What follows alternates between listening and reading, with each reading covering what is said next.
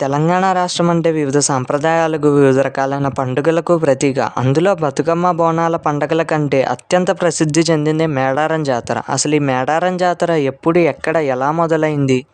మేడారం జాతరకు కారణమైన సమ్మక్క సారక్క దేవతలు ఎవరు? వీళ్ళు నిజంగానే దేవతలేనా?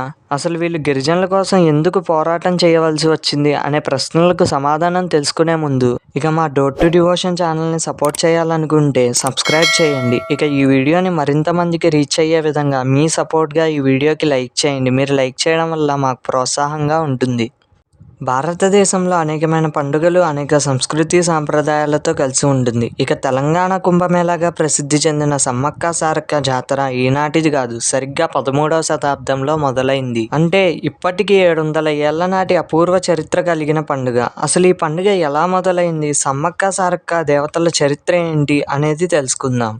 అయితే ఇక చరిత్రలోకి వెళితే 13వ శతాబ్దంలో ప్రస్తుతం మేడారంగా పిలువబడుతున్న ఈ మేడార ప్రాంతాన్ని గిరిజనుల రాజధాని అని పిలిచేవారు. అయితే మేడారాన్ని పాలిస్తున్న మేడరాజు కాకతీయ సామ్రాజ్యానికి సామంతరాజుగా ఉంటూ తన గిరిజన ఆదివాసీలకు అండగా ఉంటూ రాజ్యపాలన చేసేవాడు మేడరాజు. ఒకరోజు మేడరాజు తన పరివారంతో కలిసి చిలకలగుట్ట అనే ప్రాంతంలో వేటకు వెళ్తాడు. ఇలా అడవి మధ్యకు రాగానే మేడరాజు అక్కడ చెట్టు కింద పుట్ట మీద ఒక పసిపాప దివ్యకాంతులతో కనబడుతుంది. కానీ ఆశ్చర్యకర సంగతి ఏంటంటే ఆ పసిపాప చుట్టూ పులులు, సింహాలు కాపలా కాస్తుండడం చూసి మేడరాజు పరివారం అంతా ఆశ్చర్యానికి గురయ్యారు. అప్పుడు మేడరాజు అడవంతా వెతికి చూసినా ఆ పాప తల్లిదండ్రులు ఎవరూ కనిపించలేదు. దీంతో మేడరాజు ఆ పాపను సాక్షాత్తు ఆ భగవంతుడే తనకు బిడ్డగా ప్రసాదించాడని భావించి పెంచుకోవాలని నిర్ణయించాడు. మేడరాజు తన గూడానికి చేరుకుని ఆ పాపకు సమ్మక్క అని పేరు పెట్టి పెంచుకోవడం మొదలుపెట్టాడు. అయితే సమ్మక్క సరిగ్గా ఏ ముహూర్తాన గూడానికి వచ్చిందో ఆనాటి నుండి మేడార రాజ్యంలో కరువు కాటకాలు పోయి వర్షాలు సకాలంలో పడడం, గూడెంలోని గిరిజనులకు అంతా శుభాలే జరిగేవి. సమ్మక్కని అందరూ సాక్షాత్తు ఆదిపరాశక్తి అంశగా కొలవడం మొదలుపెట్టారు. ఇక్కడ మరో అద్భుతమైన సంగతి ఏంటంటే సమ్మక్క తన చేత్తో ఆకుపసర మందుని గనక ఇస్తే ఎటువంటి రోగాలైనా తగ్గేవి. ఇలా సమ్మక్క చిన్ననాటి నుండి ఆదిశక్తి అంశగా పెరిగి పెద్దదైంది. ఇక సమ్మక్కకు యుక్త వయసు రాగానే మేడార రాజు తన మేనల్లుడైన పగిడిద్దరాజుకు సమ్మక్కనిచ్చి అంగరంగ వైభవంగా వివాహం జరిపించాడు. ఇక మేడారానికి తన మేనల్లుడిని అంటే పగిడిద్దరాజును రాజుగా చేశాడు మేడారరాజు. ఇక సమ్మక్క, పగిడిద్దరాజు దంపతులకి కొంతకాలానికి సారక్క, నాగులమ్మ, జంపన్న అనే 3 సంతానం కలిగారు. కొన్ని సంవత్సరాల తర్వాత సారక్కకి కూడా యుక్త వయసు రాగానే కోయరాజైన గోవిందరాజుకిచ్చి సమ్మక్క మరియు పగిడిద్దరాజు వివాహం జరిపించారు. అయితే మేడారంలో ఉన్నట్టుండి తీవ్ర కరువు కాటకాలు ఏర్పడ్డాయి. దీంతో గిరిజనులు బాగా ఇబ్బందులు పడసాగారు. అటు ఉండడానికి, ఇటు తినడానికి కూడా చాలా ఇబ్బందులు పడసాగారు. దీంతో పగిడిద్దరాజు కాకతీయ సామ్రాజ్యానికి సామంతరాజు కాబట్టి మేడారం కరువు కాటకాలతో ఉండడం వల్ల తాము కప్పం కట్టలేమని కాకతీయ ప్రభు అయిన ప్రతాపరుద్రుడికి చెప్పాడు. దీంతో ఆగ్రహించిన ప్రతాపరుద్రుడు తనకు ఎలాగైనా కప్పం చెల్లించాలని ప్రజలు కరువు కాటకాల్లో ఉన్నా పట్టించుకోకుండా పగిడిద్దరాజును వేధించసాగాడు. లేకుంటే యుద్ధం చేయాలని మరీ హెచ్చరించాడు. ఇది గమనించిన గిరిజనులు ప్రభుత్వంపై తిరగబడేందుకు సిద్ధమయ్యారు. ఇక ప్రతాపరుద్రుడు కూడా పగిడిద్దరాజుపై సమరశంఖం పూరించాడు. కాకతీయ సైన్యం గిరిజనులపైకి దండెత్తింది. ఈ యుద్ధంలో చాలా మంది గిరిజనులు హోరాహోరీగా పోరాడి చివరికి గిరిజనులతో పాటు గిరిజనులకు ప్రభు అయిన పగిడిద్దరాజు కూడా మరణించాడు. పగిడిద్దరాజు మరణవార్త విన్న సమ్మక్క తన పిల్లలైన నాగులమ్మ, జంపన్న, సారక్క మరియు తన అల్లుడైన గోవిందరాజుతో కలిసి దండయాత్ర చేసింది. ఈ యుద్ధం ఎంతో భీకరంగా సాగింది. ఎంతో మంది కాకతీయ సైనికులు నేల కొరిగారు. కానీ చివరికి నాగులమ్మ, సారక్క, తన అల్లుడైన గోవిందరాజు కూడా మరణించారు. వీరి మరణ వార్త విని సమ్మక్క కొడుకైన జంపన్న అవమానాన్ని తట్టుకోలేక అక్కడి సంపెంగ వాగులోకి దూకి ఆత్మహత్య చేసుకున్నాడు. అప్పటి నుంచి సంపెంగ వాగు జంపన్న వాగుగా ప్రసిద్ధి చెందింది. ఇక తన కుటుంబం అంతా మరణించిందన్న విషయం సమ్మక్కకు తెలియగానే ఉగ్ర రూపం దాల్చిన సమ్మక్క తనని నమ్ముకున్న గిరిజనుల కోసం భీకరంగా యుద్ధం చేసింది. శత్రువుల్ని చీల్చి చెండాడడం మొదలుపెట్టింది. సమ్మక్క వీరత్వం ముందు కాకతీయ సైనికులు నిలవలేకపోయారు. సమ్మక్క ధైర్య సాహసాల గురించి సైనికులు ప్రతాపరుద్రుడికి వెళ్లి చెప్పారు. ప్రతాపరుద్రుడు తన సైనికుల్ని వెనక నుండి వెన్నుపోటు పొడవమని ఆదేశించాడు. సైనికులు కూడా అదే విధంగా సమ్మక్క యుద్ధం చేస్తున్న సమయంలో వెనక నుండి వచ్చి వెన్నుపోటు పొడిచారు. సమ్మక్క గాయాలతో పోరాడుతూ పక్కనే ఉన్న చిలకలగుట్టపైకి వెళ్ళి అదృశ్యమైంది.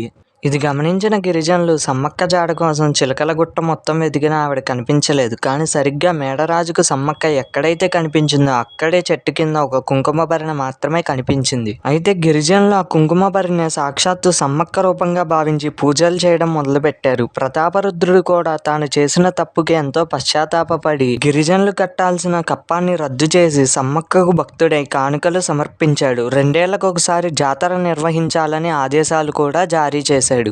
అయితే సమ్మక్క నిజంగా దేవత అంటే 100% నిజమనే చెప్పాలి. మొదట కొద్ది మందితో మొదలైన మేడారం జాతర ఇప్పుడు 10 కోట్ల మంది పైగా భక్తులు వస్తున్నారు. అలాగే ఇక్కడ మేడారంలో ఏ కోరిక కోరినా అది మళ్ళీ వచ్చే మేడారం జాతర కల్లా తీరుతుందని ఇక్కడ భక్తులు చెబుతున్నారు. అయితే భక్తుల విశ్వాసం ప్రకారం సమ్మక్క ఈ మేడారంలో అదృశ్య శక్తిగా ఉండి వచ్చే భక్తులని చల్లగా చూస్తుందని చెప్తున్నారు. ఇక సమ్మక్క సారక్క అక్కా చెల్లెళ్ళ అంటే కాదు, పైన కథలో చెప్పినట్టుగా వీరు తల్లి కూతుళ్ళు మాత్రమే. ఇక ఆనాటి నుండి నేటి వరకు సమ్మక్క తల్లి కుంకుమ భరిణె రూపంలో పూజలు అందుకుంటుంది. ఇక తెలంగాణ రాష్ట్రం ములుగు జిల్లా తాడ్వాయి మండలం మేడారంలో ఈ దేవతల జాతర 2 ఏళ్లకొకసారి అద్భుతంగా జరుగుతుంది. దీన్నే తెలంగాణ కుంభమేళా అని కూడా పిలుస్తారు. 2014లో తెలంగాణ రాష్ట్ర ప్రభుత్వం ఈ పండుగను రాష్ట్ర పండుగగా గుర్తించింది. ఈ జాతర మన దేశంలోనే కాదు ఆసియా ఖండంలోనే అతిపెద్ద గిరిజన పండుగగా గుర్తింపు పొందింది. అసలు జాతర 4 రోజులు ఎలా చేస్తారో ఇప్పుడు తెలుసుకుందాం. సమ్మక్క సారక్క జాతర 4 రోజులు జరుగుతుంది. మొదట కన్నెపల్లె నుంచి సారక్కను తీసుకురావడంతో జాతర మొదలవుతుంది. అదే రోజు సారక్క గద్దెపైకి రాకమునిపే ఏటూరు నగరం మండలం కొండరాయి నుంచి గోవిందరాజును, కొత్తగూడు మండలం పునుగొండ్ల నుంచి పగిడిద్దరాజును అడవి మార్గం మీదుగా కాలినడకన మేడారంకి తీసుకువచ్చి గద్దెలపై ప్రతిష్ఠిస్తారు. ఇక రెండో రోజు సాయంత్రం పూజారులు ఈశాన్య దిశగా ఉన్న చిలకల గుట్టపైకి వెళ్లి కుంకుమ భరిణె రూపంలో ఉన్న సమ్మక్కను తీసుకువచ్చి మేడారం గద్దెపై ప్రతిష్ఠిస్తారు. దీంతో ములుగు జిల్లా కలెక్టర్, ఎస్పీలు తుపాకీతో గాలిలోకి కాల్పులు జరిపి దేవతకు ఆహ్వానం పలుకుతారు. ఇక సమ్మక్క రాకతో మేడార ప్రాంతం మొత్తం శివసత్తులతో భక్తి పారవశంతో ఊగిపోతారు. ఇక 3వ రోజు గద్దెలపై సమ్మక్క, సారక్క, పగిడిద్దరాజు, గోవిందరాజు ఉంటారు. ఈ రోజు మేడారంలో లెక్కలేనంత మంది భక్తులు మేడారానికి వస్తారు. ఇక 4వ రోజు అంటే చివరి రోజు సమ్మక్కను చిలకల గుట్టకు, సారక్కను కన్నెపల్లెకి, గోవిందరాజును కొండరాయికి, పగిడిద్దరాజును పునుగొండ్లకు కాలినడకన తీసుకువెళ్తారు. ఇలా దేవతలు వనప్రవేశం చేయడంతో జాతర ముగుస్తుంది. మేడారం జాతరకు ఓ ప్రత్యేకత ఉంది. సమ్మక్క సారలమ్మకు ఎలాంటి విగ్రహాలు ఉండకపోవడమే ఆ ప్రత్యేకత. ఇక్కడున్న 2 గద్దెల్లో ఒకదాన్ని సమ్మక్క గద్దెగాను, ఇంకో దాన్ని సారలమ్మ గద్దెగాను భక్తులు కొలుస్తారు. ఇక 2 ఏళ్లకొకసారి జరిగే ఇక్కడ జాతరలో భక్తులు తమ కోరిక నెరవేరాక బంగారం అంటే బెల్లాన్ని దేవతలకు సమర్పిస్తారు. ఈ బెల్లం సమ్మక్క సారక్క దేవతలకు ఎంతో ఇష్టమని కూడా వీరు నమ్ముతారు. ఇలా గిరిజనుల సాంప్రదాయాల నడుమ భక్తుల ఆనందోత్సాహాలతో ప్రతి 2 ఏళ్లకొకసారి మేడారం సమ్మక్క సారక్క జాతర అత్యంత ఘనంగా నిర్వహించబడుతుంది. ఈ వీడియోని చివరిదాకా చూసినందుకు మా ఛానల్ తరపు నుండి ధన్యవాదాలు. Thanks for watching.